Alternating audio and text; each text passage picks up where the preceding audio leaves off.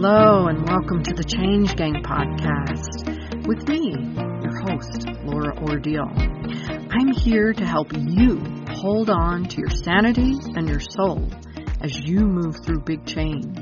I'm here to guide you from frustration to flow in your life, bridging the practical and the woo, just for you. Let's go. All right. Welcome to the Week Change Gang. I am excited to have Olivia Brooke here today. She's a psychic healer and soul code activator, and we get to chat about some really fun stuff. I'm looking forward to it. Thanks for being here today, Olivia. I appreciate it. Yeah, thanks for having me. I'm excited. Obviously, I can sit and explain what a psychic healer probably is, but soul code activator I've heard, but I'm going to let you maybe explain that just a little bit if you don't mind.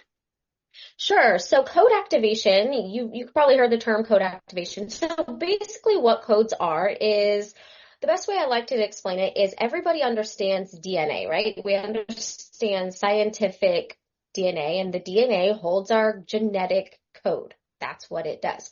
And we have two strands of DNA as far as that goes. Energetic DNA, we have hundreds of strands. Well, over 100 strands. There's probably more. And within those energetic strands, there are also codes.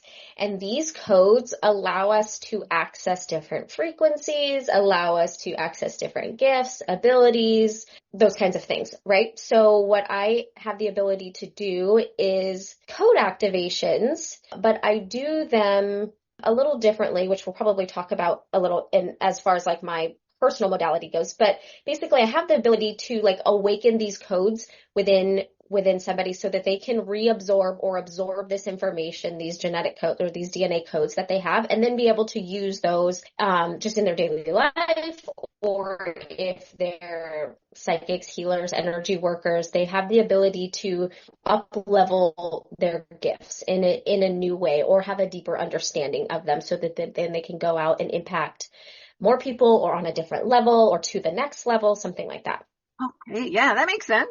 That makes total sense. One of the reasons I wanted to come and talk with you a little bit too is that you mentioned at one point, and in one of the posts that you shared in, that you use past life information differently than others do. And right. So I thought it might be fun to kind of have you explain how you use it and what happens with that.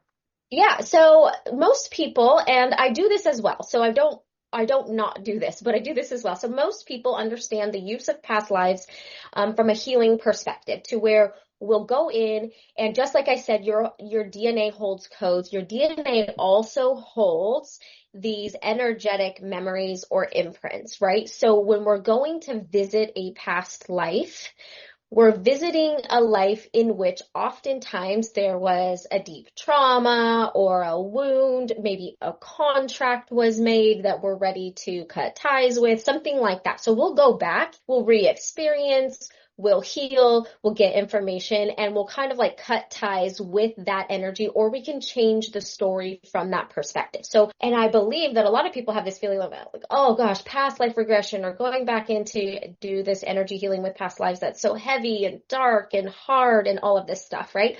Which it really can be, but it is incredibly powerful. The way that I also use past life information is something specific. I mean, there's probably other people doing it. I haven't heard of other people doing it, but there probably is, where I will go to a past life. Actually, I'll bring a past life to you, and we do this in the Akashic realm.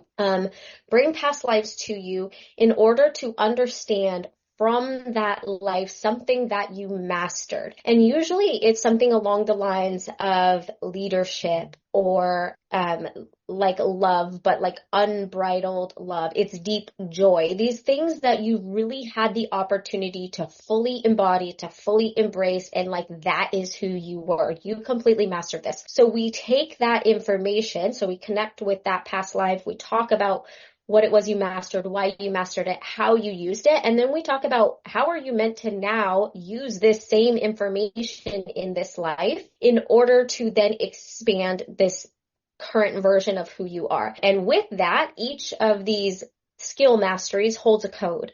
So then I will I will activate that code within your body. So it's like a remembrance code. We wake it up, we open it up, and we say, oh yeah, I remember how to tap into just pure joy and bring that into my life. And it's important for me to do that in this life for these reasons, X, Y, and Z. Again, a lot of times most of what I do is with other psychics, healers, energy workers, Reiki masters, those kinds of things, because it helps them to tap into a deeper level of ability where they can offer deeper healing, more insight, deeper clarity. So it like reawakens this aspect of who they once were, but re-embodying it in this present time. The cool thing about it is in the sessions, we bring in, usually it's about like 5 to 7 of these past lives. So we're bringing in a bunch of different codes. We're connecting the codes, and it makes what I always describe as like a superhuman. So you have the access to all of these abilities that you once had, and you're bringing them all together in this lifetime to make them just incredibly powerful for you to use. Now, there is a learning process with that of like trusting your abilities. You might have to, maybe this life isn't full of joy. So it's something that you have to relearn. You have to trust that you can step into full joy and bring joy into all aspects. So there is a lot of learning process, some healing, some shedding, some things that happen within this lifetime in order to fully like embrace and embody those codes and use them. With any code activation, I think a lot of people just believe like, oh yeah, I'm magically going to be this most amazing person. And that's just not true. We do a disservice to healing. We do a disservice to energy work. We do a disservice to code activation when we think like, I have the magic tool to help you become X, Y, and Z. It's just not true. We have to look at the other side of that, of what this lifetime is requiring us to work through regarding that code, that activation, what we have to let go of, what we have to release, the thoughts, worries, fears, concerns, beliefs that we've had, habits, in order to like embrace the code and embrace the energy so that we can use it really, really powerfully. So there's a lot that goes into it. So that's a little bit about how I use past lives. And I feel like it's a little more light than past life regressions. Definitely not to invalidate visiting past lives because it's incredibly important. I just think this is a really fun way to expand not only human like consciousness, but human ability and what we believe we have the ability to do for ourselves, for others, energetically, spiritually, emotionally, and mentally on all of these different aspects. So I feel like it's a lot of fun. And for me, it's really exciting to do. Very exciting. And I do think that my awareness keeps expanding in what we are capable of doing and what's possible, and all of the changes that you would think are absolutely not possible. It's like, oh, that can't happen, or that's not possible in this world, or whatever it is. I think energy moves outside of that, and the way that we are at the quantum, universal, whatever energetic level you want to think about it as, is so much more than we're just barely starting to understand some of it. And I think this is a wonderful, wonderful way. I like that you go, and it's almost like a remembering of what that best situation was, what that best way of being was in that previous lifetime. And by remembering and bringing that into the awareness of that individual, it comes into them and allows them. I think that's beautiful. I love that. Yeah, it's a very empowering experience. It really is. It sometimes it's for people, it like gives them permission to be who they want to be, but they feel like they can't be. It's like, oh, like, because I think a lot of people feel a pull to different things, and then like, oh, well, maybe I shouldn't do that, or I'm obligated to do this, or my parents thought that, and when we do these sessions, it's like, no, you're being given permission, not that you need it, but permission to really step into this deep, really complex being and really be completely unique, because that's why you're here. So there's nothing to compare it to, because there's nobody else like you doing this with these specific like puzzle pieces. So when you talk about the codes and, you activate the different codes, is that like a visual thing for you? Is that like it comes in and says it's something? Is there a number to the code? What is the code? Yeah, so that's a great question. So for me, when I see codes, I see them as symbols. I feel the energy of them. And then I will also hear or understand, just have this understanding about what they are. So within these sessions, I do have a conversation with the soul of that life. So we talk about like, who were you? What did you embody? What was this energy? What did you use it for? So we get a little bit of information, and then we can go into the code as it presents itself. And most of the time it will show it to me as symbols, a color. There's always a color associated with it, and then just a feeling or a vibration. And then usually for me, I get this big like whoosh of energy of what it is, so that sometimes I have to put the words to it of like pure joy, you know what I mean? Like childlike fun joy. We all have an idea of what that feels like, but I get a big like rush of that energy, and then I explain it in my words the best way that I can. So the information comes to me in a few different ways, and I kind of like put the story together of what it is. I saw one of the videos you did not too long ago, and I want to talk about it in just a second. But with the psychic healer side of people, outside of the code activation, is that something that has always just been there? Did you kind of feel things along the way? Did you decide, maybe I should see what's going on here? How did that develop? So that's a great question as well, because I didn't start being a psychic until probably start opening my gifts until 2016, 2017. Looking back, I realized that a lot of things that I was able to do like as a child, and a lot of like really deep conversations that I had with adults wasn't normal, in the sense that people were just drawn to me to have these conversations. I was, in a sense, channeling as a child. I had the ability to see the truth. I have the ability to see people at their core, understand who they are, articulate that back to them so that they had an understanding, or help them, articulate that for themselves. And so I remember like having these really deep conversations with adults in my life, and people would come to me for advice. And I remember thinking like, I'm only 12, or I'm only this, or I'm only that. Like, why are people coming to me? And that was because I did have these abilities. I didn't understand that not everybody did that until I was in my mid 30s, of like, oh, okay, cool. I just thought that everybody did that. I thought that everybody could feel like that. I thought that everybody could see like that. I thought that everybody just knew things like that. And one of the things I remember is like, people would question me, well, how do you know that? I'm like, well, what do you mean? How do you not know that? Everybody knows that in my mind, but it wasn't. It was me receiving information. I didn't learn how to accurately receive and use information until I started with my mentor, who really helped me to understand my control over receiving information, how I use information, energetic information, how I deliver that information was really important. And one of my first experiences with opening my abilities was through a different psychic, not the one that I used as a mentor, but she's like, hey, you have these abilities. I'm like, okay, whatever. I didn't believe her. And I was actually going to her because she was a psychic. And so she's like, well, let's try it out. And so she kind of gave me some exercises to do. And one of them was this exercise of reading energy of loved ones that had crossed over. And I was incredibly accurate, incredibly quick with receiving this information, and it was mind-blowing to me. But the one thing she didn't teach me was how to disconnect my energy from these energies that had crossed over. And the ones that had crossed over were very heavy energies. So it took me almost months to get out of this energy, because I absorbed who they were. I didn't know how to protect my own energy. I didn't know what was going on. And it was causing me a lot of like turmoil. As I look back, I was like, oh my gosh, that wasn't me. But I was just in this really dark, heavy place. I was really, really sad. So a lot of things were going on.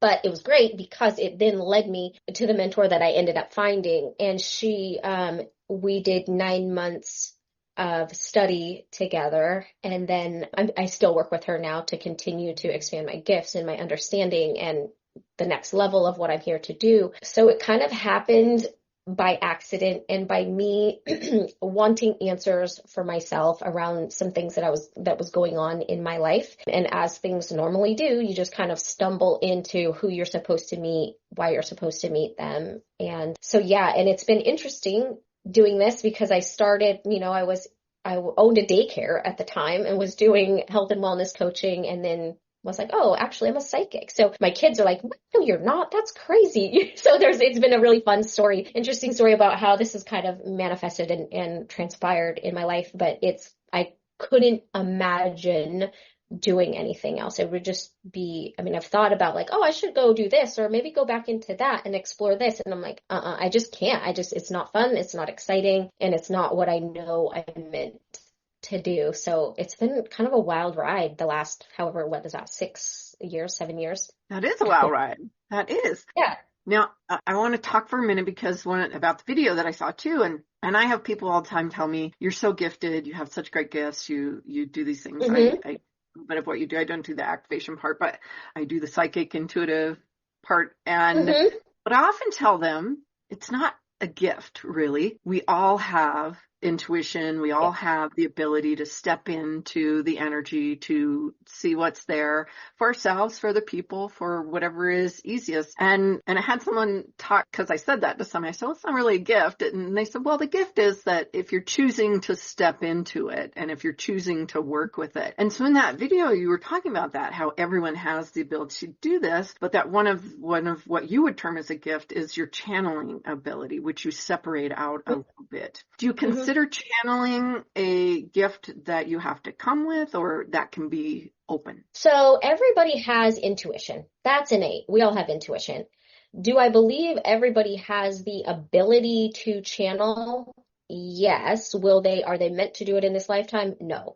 So channeling is completely different than intuition, because intuition is that inner knowing, right? That's almost literally the definition. Your inner knowing. It's your inner truth. It's going within and knowing what you need to do for you, right? Your intuition doesn't really help anybody else. And that's where a lot of the confusion comes from. Your intuition is for you. Channeling is accessing outside information that doesn't really have anything to do with you. You're just literally reading the pure energy of a situation. And that's where channeling comes in, because you're taking that energy and you're bringing it here, and you're being used to say, this is the energy. Here's what it means. And here's what it means for you. Here's how you can use it. This is the potential of what's going to happen. So yeah, I do separate channeling from that because it's different and there is a skill and it's a practice and getting really accurate and making sure that you're getting the most pure energy that you can. There are levels to energy so that whoever you're reading for is getting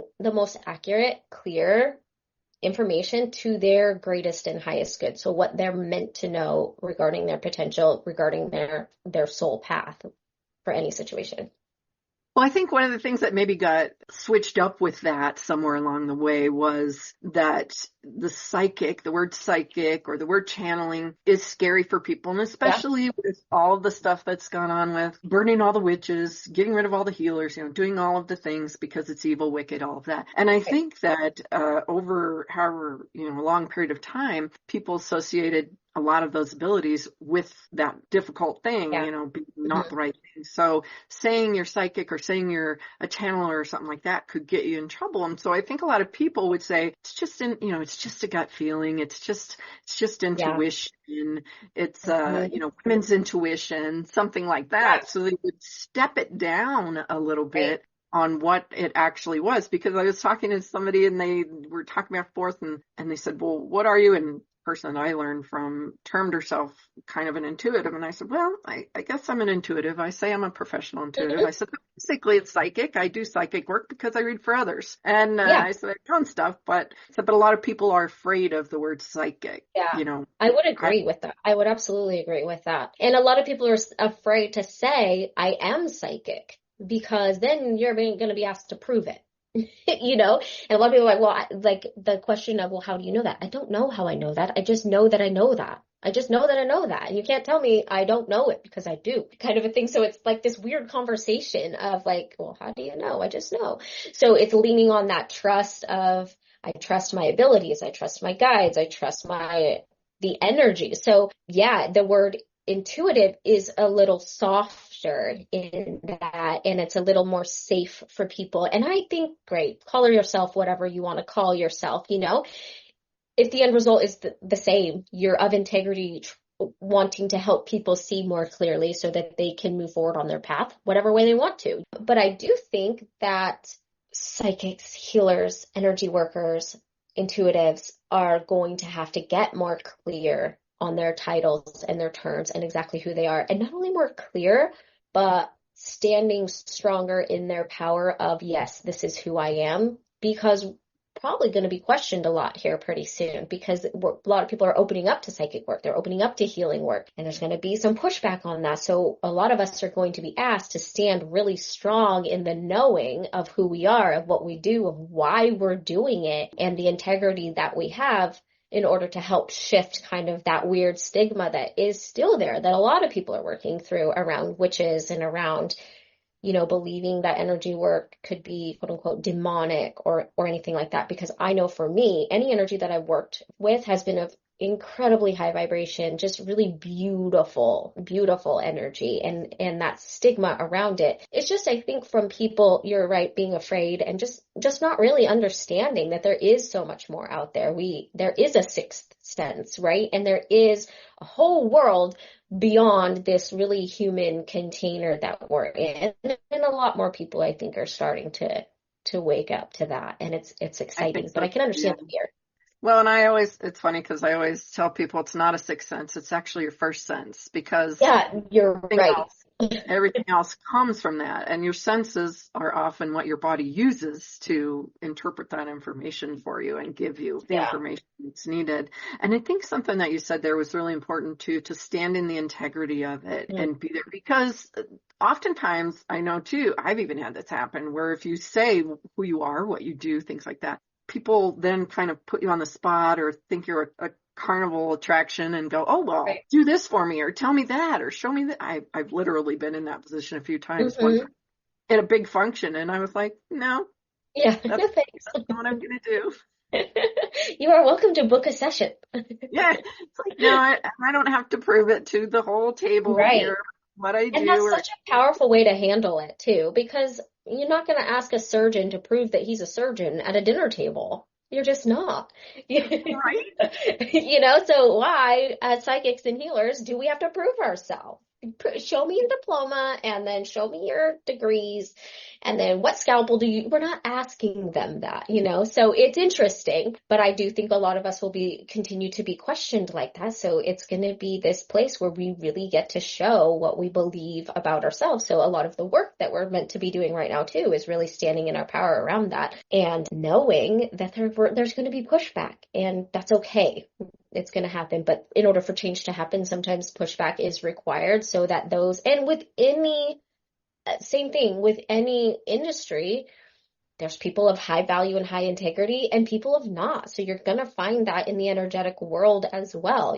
Back to the surgeon, there's some really high integrity surgeons that are just about healing and health and all that. And there's some that are probably just about money and getting people in and out and not doing things that they should be doing. They're going to have the whole gamut of all of that within any industry. So I think people need to remember that too, when you're working or choosing someone to work with, is finding somebody that really aligns with who you are and your values.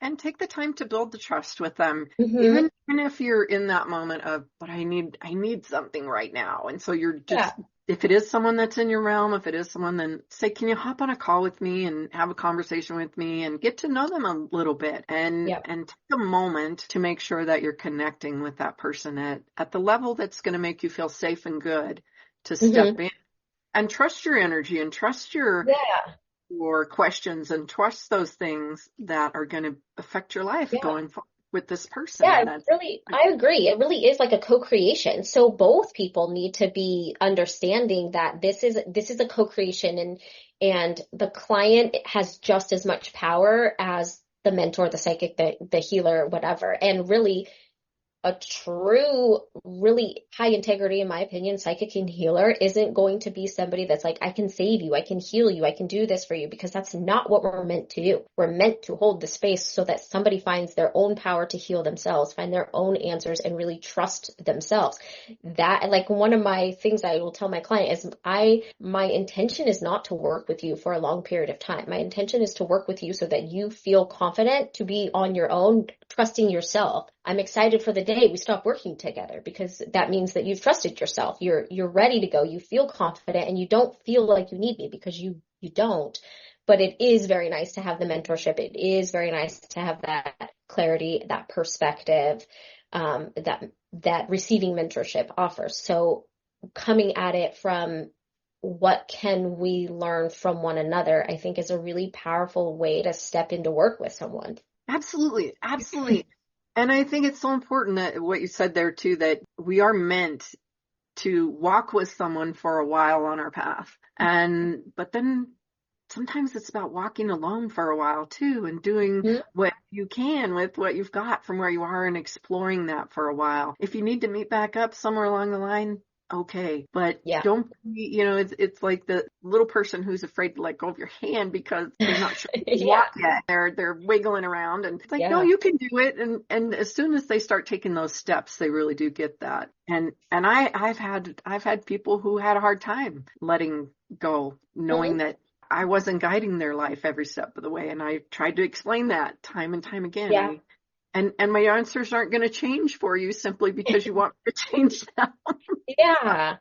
Sometimes you have to push the little bird out of the nest so that they can see that they can do it on their own. And, and really it's like, if they're not standing in their power within the situation and believing that we're the ones that they can't do life without us, we're not doing them a service of like believing that we have to guide their lives or be the ones that are there to pick them up when they fall.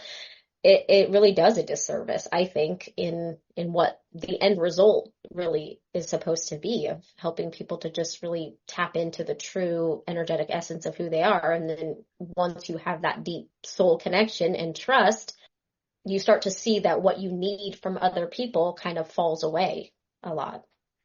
Yes, absolutely. I agree. I think that when you do start to tap into the energy and you get a feel for it, and you start trusting it, and it's like going down a river, being in the middle Mhm. of the river, you're able to navigate around whatever it is that's coming, or you're aware of the rapids that are ahead, so you can prepare yourself a little bit, or you know that, ooh, this is a time to kick back and relax. And to me, that's what that psychic and that connection is in there. And that's often when I'm working with people, what it is. It's like, I can show you, if you want to take this path, what possibilities are. And if you want to then take this path, here it is. But I'm not going to make the decision about which path you're going to take.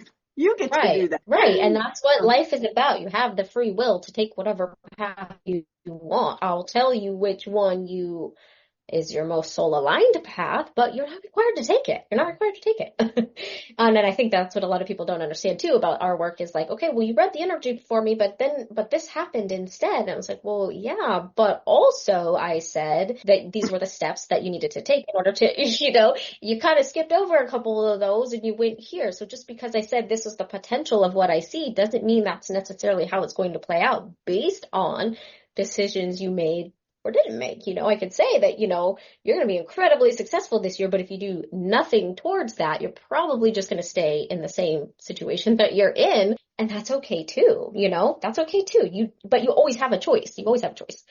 Absolutely. I agree with that. So do you work with people if you come across them and find out between that creation, that conversation, that they are someone who's meant to be channeling in this lifetime? Do you work with them and help them? Yeah, I do. So I would say almost 100% of people that come to work with me either have gifts that they know about or have gifts that they're not quite trusting yet. So I do help them to understand basically where they are with that and how to start opening those gifts, trusting those gifts, and then using those gifts in their daily life because it is such a powerful and important part of standing in your power and standing in the understanding of who you are and knowing that you have the tools within you to answer a lot of these questions. It's just maybe you don't know how to access that quite yet. So teaching you how to access that information is really what we do. So yeah, I would say I guess I could say 100%, but we'll just say 99% of the people that I work with have psychic abilities, at least, or a deeper intuitive ability, the ability to help others. And they do have a way in which they are meant to receive and understand energy for their own use and more often than not for use to help other people. But we're just looking at like a lot of people like starting, how do you use them for yourself? Or how do you understand how you're using them for other people? Because I think a lot of people really are already using them for other people. They just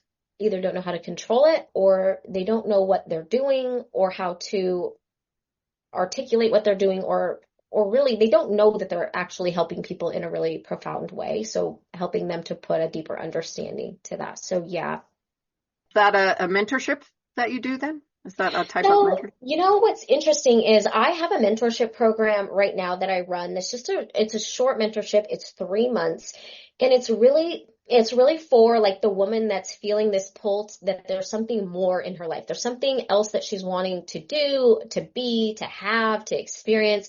She just has this pull that there's something more. It's almost like that inexplainable, like there's something else here for me. And they're usually feeling a little lost or ready for the next phase kind of a thing. I don't like really using lost because then that makes you feel like in a very disempowering state, but like you're ready for the next phase. And so they come to me to help clear what's holding them back from truly stepping into that. And with them, it seems like without fail, we're ending up with a deeper understanding of their gifts and this next phase of how they're meant to use them. So usually that pull is opening their gifts, trusting the gifts, understanding them for how they're meant to be using them. And it's not really like we don't get to where, okay, this is how you could be using them to help humanity because it's kind of a beginner kind of thing. But within that mentorship, I did teach a 13-week course called Awaken that was the basics of understanding energy, of understanding psychic abilities, how to recognize them, how to practice them. We went into things like different realms, different modalities and stuff like that, but it's a very basic level course. And I haven't run that again, but I really enjoy the one-to-one mentorship because I'm somebody that likes quick action and understanding. So I channel very fast and I talk quick and then get information. So sometimes I could be too fast for people, but I like having like real time conversations. So within these mentorships, we meet for energy work. So where we do deep healing and shifting, but in the meantime, we're on Voxer. So we're talking back and forth about, how they're embodying what we're talking about, how they're releasing any healing that they're doing, shedding, and just kind of like the experience between our healing sessions to help continue to shift the energy and then bring in new energy. So it's really powerful. It's a lot of fun. And a lot of that does have to do with their own abilities, but it's not what I advertise it as, if that makes sense.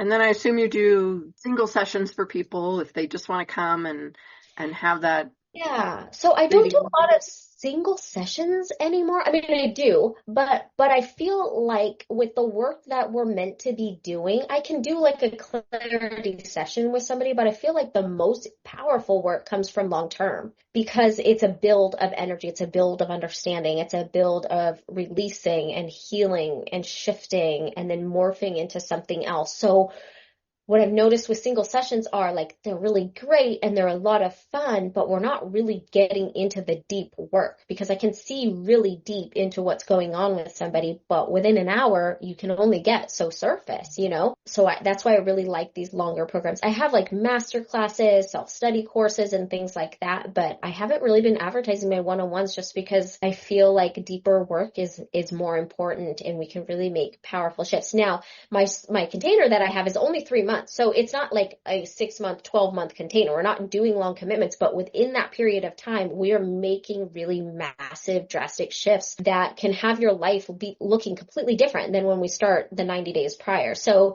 that would be like my shortest session, really, Awesome. unless it was That's a class. awesome. I think. Yeah. Well, thank you. Thank you for that. And I'm going to go ahead and put in the show notes as well. But if you don't mind, tell everyone how they can find you, Olivia. So you can find me on Facebook or Instagram. Those are my main two platforms. I'm Olivia Brooke on Facebook and oliviabrooke.psychic, I think it is, on Instagram. And then my website, olivia-brooke.com, shares a little bit more about me. And then there's some of my offers that I have right now are on my Stand store, but you can find that on my Instagram or my Facebook. There's links to that as well. Yeah. Yeah. All right. That sounds wonderful. Thank you again for taking the time to have this amazing conversation with me. I know that is going to be so eye-opening to so many people, and I appreciate it very much. Yeah. Thank you so much for having me. It was great to have this conversation with you. And yeah, I was really looking forward to it, and it was so much fun. So thanks for having me. All right. Thank you. Okay, Change Gang. There you go. Off into the week with some wonderful things to think about this week and go explore and have fun with. And I hope that you meet me right here, same time next week. Ciao. I hope today's episode was interesting to you in some way and fun. If so, hey, find someone to share it with. Maybe they need to hear it too, or maybe they'll just enjoy it. If you'd like, go ahead and grab my tips on supercharging your success. It includes a free short meditation to do just that. You can find that at bit.ly/supercharge your success. Until next time, happy day.